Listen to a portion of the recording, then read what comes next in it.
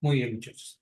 Entonces, hoy día tenemos que trabajar el tema de nube electrónica. ¿Ya? Vamos a ver este tema que es bastante importante para darle continuidad al avance de la química. Nosotros ya hemos estudiado en la primera parte como temas eh, materia, luego de materia hemos visto estructura atómica y ahora después de estructura atómica lo que vamos a ver es nube electrónica, ¿ya? Haciendo un recuento, ¿ya? Para que, o sea, podamos seguir la secuencia de lo que tenemos, ¿ya? Cuando nosotros hablamos de materia, eh, dijimos que la materia tiene una mínima entidad que conserva las características de la materia como tal, o que conserva las características del elemento. ¿Cuál es esa mínima unidad que conserva las características de un elemento químico, chicos? ¿Cómo se llama? El átomo. El átomo, ¿correcto? Entonces, cuando nosotros definimos esa mínima unidad que conserva las características de un elemento químico, estamos hablando acerca del átomo, ¿ya? Y etimológicamente, átomo significa sin división o indivisible, ¿cierto? Ese es el átomo, sin división o indivisible. Sin embargo, el átomo sí se puede dividir. El átomo tiene una estructura interna, ¿no? El átomo tiene una parte central llamada núcleo y fuera del núcleo se encuentra ¿qué cosa? ¿Qué está fuera del núcleo? La nube electrónica. La nube electrónica, muy bien. Y en esa nube electrónica nosotros encontramos a los Electrones. Electrones. electrones, ¿correcto? Entonces, conocer la estructura atómica a nosotros nos ayuda a entender cómo está formado el átomo. ¿Ya? El átomo viene a ser una parte central llamada núcleo, con los electrones girando alrededor del núcleo como los planetas alrededor del Sol. Esa es una idea básica, pero en realidad los electrones se encuentran en una zona, ¿ya? En donde se mueven de una manera muy ordenada o una manera muy desordenada. ¿Cómo están los electrones fuera del núcleo atómico? ¿Ordenados? Desordenadas. Desordenados, claro. Están muy desordenados moviéndose alrededor del núcleo en regiones de máxima probabilidad. ¿Cómo se llaman esas regiones de máxima probabilidad donde yo puedo encontrar al átomo? Perdón, al electrón. De orbital. Un orbital atómico, ¿cierto? Un orbital atómico viene a ser aquella región donde existe la máxima probabilidad de hallar un electrón, ¿ya? Y todo orbital atómico como máximo, ¿cuántos electrones admite? Dos Dos. electrones. Dos electrones. Todo orbital atómico, el que sea, admite un máximo de dos electrones. Entonces, esa va a ser la base de lo que nosotros vamos a tener en cuenta, ¿ya? El átomo tiene una parte central llamada núcleo y fuera del núcleo se encuentra la nube electrónica. Y en la nube electrónica yo me voy a encontrar a unas partículas de carga negativa. Esas partículas de carga negativa van a recibir el nombre de electrones, ¿de acuerdo?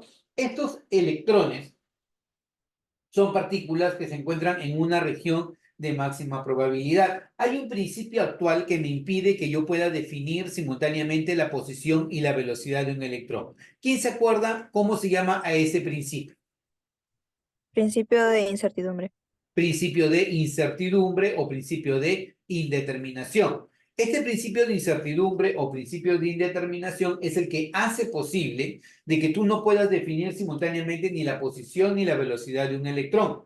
Lo que tú puedes definir es la región donde existe la máxima probabilidad de encontrarlo. Y como ya hemos repetido en varias ocasiones, ¿ya? A esa región de máxima probabilidad se le llama orbital atómico. Entonces, hoy día nosotros vamos a estudiar a esa parte del átomo que se llama la nube electrónica, ¿ya? Pero para hablar de la nube electrónica, primero tenemos que hablar de este señor, de Erwin Schrödinger, ¿ya? Tú recuerdas que nosotros la semana pasada hablamos acerca de los modelos atómicos, ¿te acuerdas? Los modelos atómicos, partimos del modelo atómico de Dalton, que era una esfera compacta. Él por primera vez, Dalton, dijo de que toda la materia estaba formada por átomos. Por primera vez recupera, ¿ya? Las ideas del átomo y lo demuestra científicamente. Entonces, para Dalton, toda la materia estaba formada por átomos, ¿ya? Los átomos, acuérdate, eran indivisibles, indestructibles, impenetrables y eternos. Eso es lo que pensaba Dalton con su modelo atómico, con su teoría atómica. Luego aparece Thomson. Y Thomson propone un modelo similar a un budín con pasas. El átomo sigue siendo compacto, ¿te acuerdas? El átomo sigue siendo compacto, pero los electrones se encuentran incrustados en la esfera como las pasas en un budín. Por eso su modelo se le llama modelo Pudín con pasas. modelo del budín con pasas, justamente porque él hacía alusión que su átomo era similar a lo que había dicho Dalton, solo que la diferencia es que como él descubre la carga eléctrica negativa del átomo, ¿cuál es la carga eléctrica negativa del átomo, chicos? ¿Qué tiene como carga negativa el átomo? ¿Qué partícula tiene como carga negativa? Los Electrones. electrones. Entonces, a Thomson nosotros lo consideramos como el padre del electrón o el descubridor del electrón. Thomson encontró que toda la materia, toda la materia tiene estas partículas de carga negativa. Por lo tanto, la única manera de poder incluirlo como parte del modelo de Dalton es que las partículas se encontraran incrustadas en la esfera como las pasas en un budín, como la fruta confitada en un panetón o como las pepas en una sandía, ¿correcto? Entonces, para Thomson, el átomo era una esfera compacta cargada positivamente con los electrones incrustados como las pasas en un budín. Por eso su modelo se llamó como se llamó. Y el átomo en sí en conjunto era eléctricamente neutro, porque la carga positiva de la masa se compensaba con la carga negativa de los electrones. Entonces, hasta ahí el átomo era eléctricamente neutro. Luego aparece Rutherford, ¿cierto? Rutherford hace un experimento bombardeando láminas de oro con partículas alfa. ¿Y qué es lo que esperaba Rutherford? Rutherford esperaba que casi todas las partículas alfa o todas las partículas alfa atravesaran la lámina, ¿sí? Si todas las partículas alfa atravesaban la lámina, entonces el modelo de Thomson era correcto, ¿ya? Si todas las partículas atravesaban la lámina, el modelo de Thomson era correcto. Pero eso no pasó, ¿no? Tú recuerda que lo que ocurrió es que, en efecto, la mayor parte de las partículas alfa atravesaban la lámina. Entonces, ¿eso qué significaba? Significaba de que el átomo era en su mayor parte espacio vacío, ¿correcto? ¿Y por qué él consideró que su mayor parte era espacio vacío? Porque también encontró que algunas partículas sufrían desviación. Solo algunas partículas sufrían desviación. Entonces él dijo, hay una parte central que se llama núcleo, cargada positivamente. Y como las partículas alfa tienen carga positiva, posi con posi, chicos, ¿se traen o se repelen? Se repele. Se repelen. Entonces, cuando las partículas alfa pasaban cerca del núcleo, ¡uy!, se desviaban.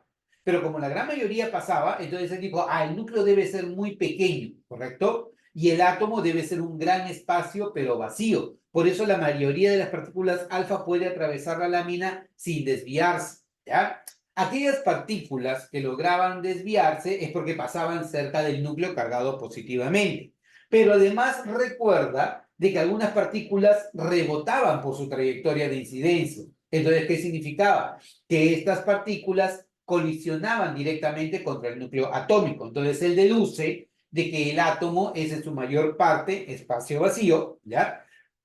Y los electrones se encuentran girando alrededor del núcleo como los planetas alrededor del Sol. El núcleo es muy pequeño comparado con el tamaño del átomo, pero tiene carga positiva. Por eso, cuando las partículas alfa pasan, ¡uy!, se desvían, ¿correcto? Y además, el núcleo es muy masivo, muy compacto, y por esa razón, cuando las partículas van directamente contra el núcleo, rebotan, ¿de acuerdo? Entonces, es así como Rutherford proporciona un modelo atómico similar a un sistema planetario en miniatura. Por eso su modelo atómico se le llama modelo del sistema planetario en miniatura. ¿De acuerdo? Entonces, hasta ahí ya tenemos al átomo, tenemos al núcleo, tenemos a la nube electrónica. ¿Ya? Pero, luego viene Bohr. Y Bohr, ¿qué dice? Bueno, es que el electrón no puede girar eternamente alrededor del núcleo, porque perdería energía y caería al núcleo y el átomo desaparecería. Es lo que dice Bohr, ¿ya? Entonces, Bohr lo que dice, para solucionar este problema, hay que hacer que el electrón gire en ciertas órbitas o niveles permitidos que se llaman niveles estacionarios, o que le voy a dar el nombre de niveles estacionarios o niveles cuantizados de energía. Y mientras el electrón se encuentre en ese nivel cuantizado o estacionario de energía, no pierde ni gana energía. Entonces, el electrón termina siendo estable y el átomo también en consecuencia termina siendo estable. Este señor Bohr, por primera vez introduce la idea del nivel estacionario de energía. Por primera vez introduce esa idea, la idea del nivel estacionario de energía.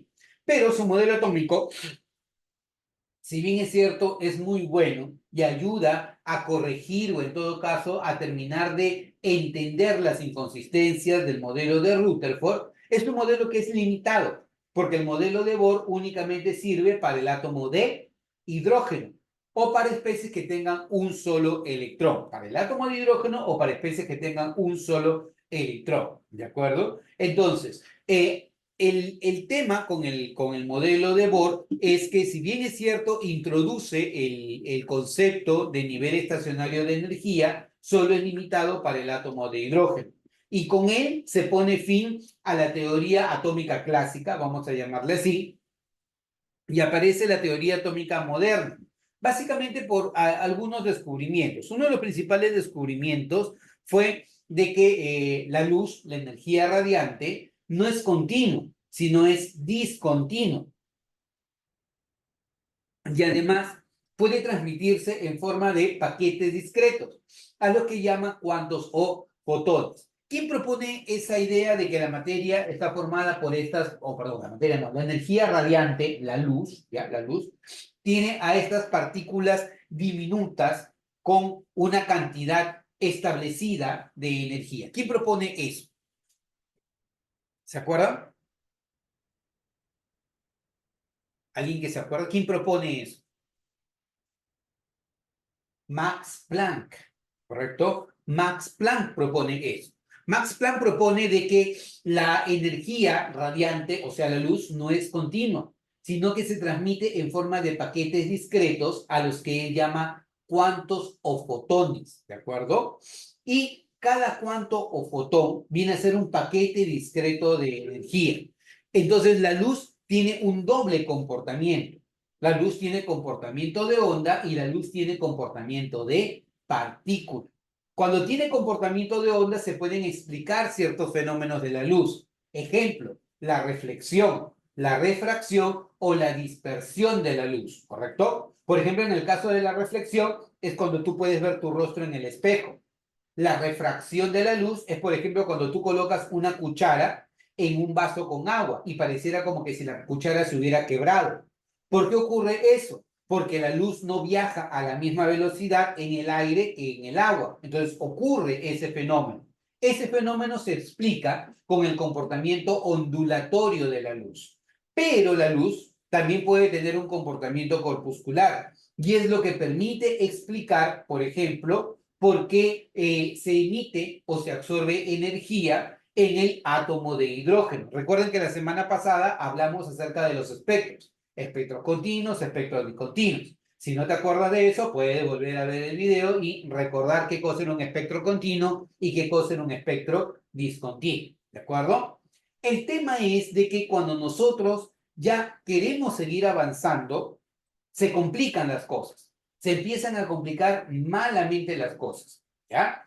Y ya empezamos a ir dejando la teoría clásica del átomo y empezamos a ingresar a la teoría moderna del átomo, la teoría actual del átomo.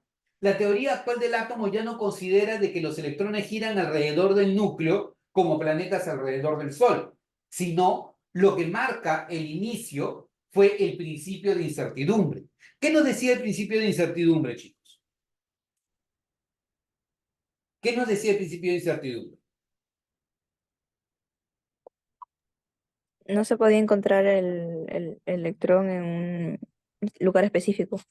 Claro, que no es posible determinar simultáneamente la posición y la velocidad de un electrón, ¿correcto? Entonces existe una indeterminación o existe una incertidumbre, ¿correcto? Por eso se le llama el principio de incertidumbre. ¿Quién propone el principio de incertidumbre, chicos? Heisenberg. Heisenberg propone el principio de incertidumbre. Y con eso ya la cosa se complica. ¿Por qué? Porque primero, bueno, tienes al núcleo, tienes al electrón, ¿correcto? Y este electrón, yo no puedo determinar simultáneamente su posición y su velocidad. Entonces, la única forma de poder hacerlo, ¿ya? Es considerar que se encuentra en cierta región del espacio a la que se le da el nombre de orbital atómico. Entonces, este señor Erwin Schrödinger, un físico austriaco, en 1926 propone una ecuación matemática en extremo complicadísima, ¿ya? Esta es la ecuación matemática. Profe, ¿la podemos ver, la podemos estudiar, analizar? No, papalito, no, mamalita. Eso no se puede no se puede analizar. Por ahí de repente, si tú has decidido ser físico puro o químico puro, lo vas a ver en algún momento en la universidad. Por ahora, lo que tú tienes que entender es que el electrón, tú puedes definir su comportamiento en base a su energía. No existe la certeza de encontrar el electrón en algún punto específico del átomo, sino existe la probabilidad de encontrarlo en ciertas regiones. Y esas regiones de máxima probabilidad, ¿qué nombre reciben? ¿Cómo se llama esa región de máxima probabilidad donde yo encuentro el electrón? Orbital atómico. Claro, él va a recibir el nombre de orbital atómico o también conocido con el nombre de REMPE, ¿no? Que significa región del espacio donde existe la mayor probabilidad electrónica. ¿Estamos todos de acuerdo con eso? ¿Sí o no? ¿Sí? De acuerdo. Muy bien. ¿Quiénes de ustedes han llevado este tema en el colegio? Levanten la mano. ¿Quién ha llevado este tema en el colegio? ¿Nadie ha llevado el tema en el colegio? Entonces va a ser su primera vez llevando este tema en el colegio. Bueno, entonces, es orbital o REM. Y es muy importante que entiendan esto, chicos, ¿ya? Sobre todo porque ustedes ya están en un nivel pre. Cuando yo quiero hablar del electrón, su ubicación probable está relacionada con un criterio energético. Profe, ¿qué significa esto? Bueno, los electrones siempre, siempre, siempre van a querer estar cerca del núcleo atómico, ¿ya? Si este para mí es el núcleo atómico, ¿ya? Positivo, ¿ya? Y estos vienen a ser los niveles de energía, vamos a decir que haya algún tipo de nivel de energía, porque en realidad no hay niveles de energía, ¿ya? Si un electrón se encuentra cerca del núcleo atómico, tiene baja energía. Y conforme se va alejando del núcleo atómico, su energía va aumentando. O sea, su energía va de menor a mayor. No energía negativa o energía positiva, sino la energía es menor, la energía es mayor. Entonces, si yo a esto yo le llamo niveles de energía, nivel 1, nivel 2, nivel 3, ¿cuál sería el nivel de más baja energía, chicos? ¿Nivel 1, nivel 2 o nivel 3? Nivel 3. Nivel 1. Nivel 1, claro, porque si yo me voy en criterio energético, el de menor energía es el de acá y el de mayor energía es el de acá. Entonces, los electrones, ¿ya? Van aumentando su energía conforme se van alejando del núcleo. Entonces, si yo te digo, oye, un electrón tiene muy baja energía, entonces está cerca del núcleo. O un electrón tiene muy alta energía, entonces se encuentra lejos del núcleo. Si tú te das cuenta, yo no te estoy diciendo dónde está el electrón. Nosotros podemos ir deduciendo que el electrón se encuentra o cerca del núcleo o lejos del núcleo en base a su energía. Te lo vuelvo a preguntar, papalín, ¿ya? Si un electrón tiene muy baja energía y es estable, ¿dónde lo encuentro? ¿Cerca del núcleo o lejos del núcleo? Cerca del núcleo. Cerca del núcleo.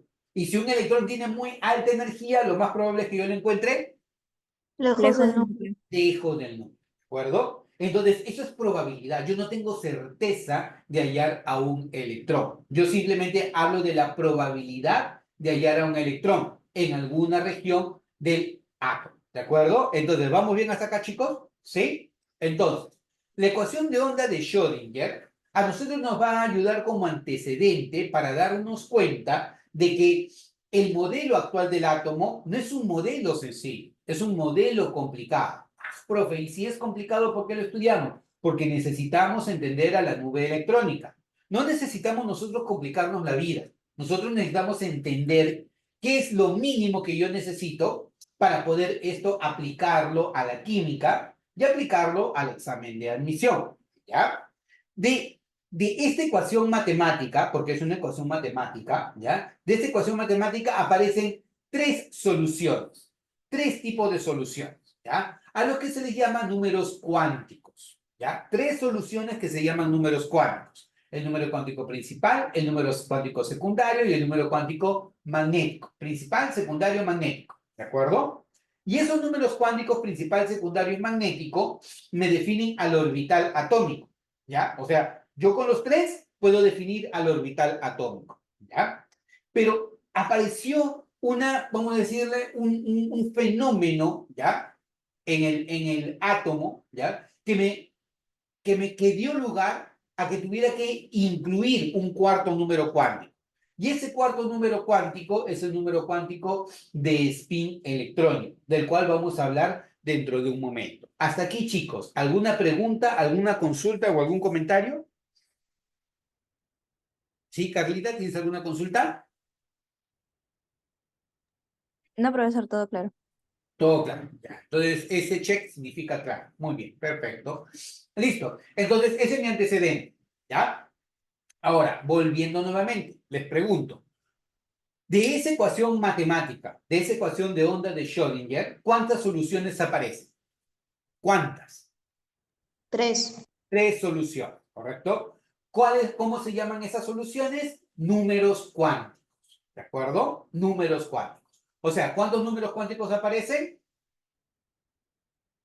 3. Tres números cuánticos. ¿Y cuáles son esos números cuánticos? El principal, el secundario y el magnético, ¿cierto? ¿Qué números cuánticos son? Ayúdame, te quiero escuchar. Principal, secundario y magnético. Muy bien. Gabriela, ¿qué números cuánticos son? Principal, secundario y magnético. Secundaria y magnético. Son las tres soluciones a la ecuación de onda de Schrödinger. Sin embargo, aparece un cuarto número cuántico. Ese cuarto número cuántico es el número cuántico de spin. Pregunto, Ariana, ¿el número cuántico de spin es una solución de la ecuación de onda de Schrödinger? ¿Sí o no? No. No, perfecto. El número cuántico de spin no es una solución a la ecuación de onda de Schrödinger, es una necesidad. Fue ingresado por el señor Paul Dirac, ¿ya? Al encontrar una particularidad que debía cumplir el electrón dentro del átomo. Nosotros vamos a definir dos cosas, ¿ya? Algo para el orbital atómico y algo para el electrón. ¿Qué era un orbital atómico? ¿Alguien que me puede explicar qué era un orbital atómico? Era la región de máxima probabilidad de encontrar a un electrón.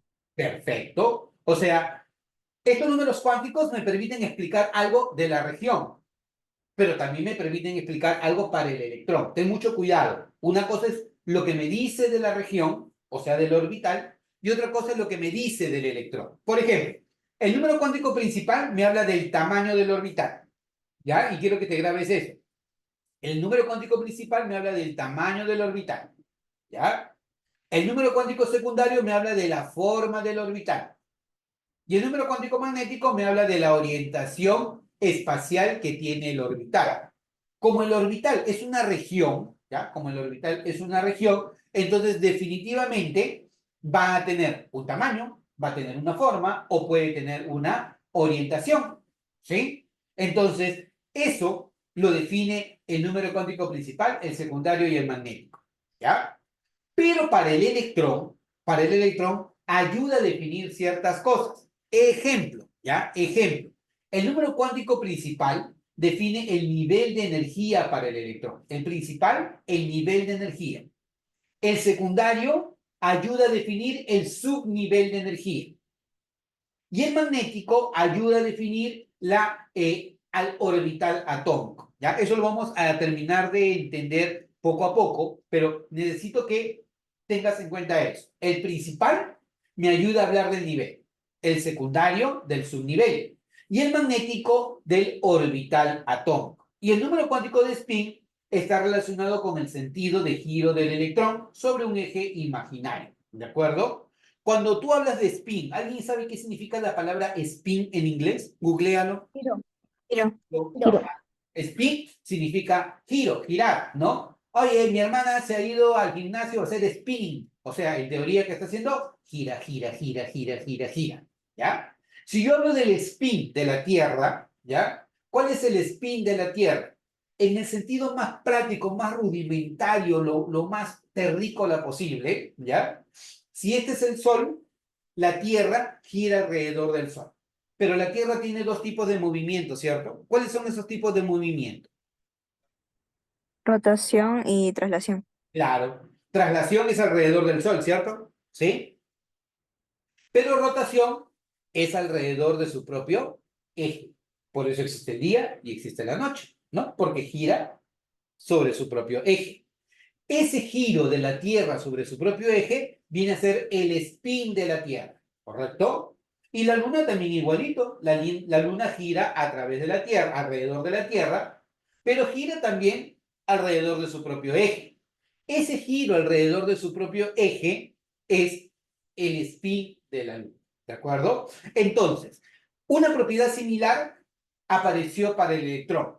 Pero ese giro que tiene el electrón le da propiedades magnéticas, porque es una carga negativa, el electrón, que a la hora de girar va a generar un campo magnético. Y por eso ese fenómeno que fue descubierto por Stern y Gerlach, ¿ya? Fue relacionado con el número cuántico de spin, ¿de acuerdo? Entonces, número cuántico principal, secundario y magnético. Para el orbital atómico, ¿ya? Para el orbital atómico, el número cuántico principal, ¿de qué me habla Papalindo? Del tamaño del orbital. Del tamaño del orbital. ¿El secundario de qué me habla para el orbital? Su Forma forma del orbital. De la forma que tiene el orbital. ¿El número cuántico magnético de qué me habla para el orbital? La orientación espacial Orientación. del La orbital. orientación espacial del orbital, ¿de acuerdo?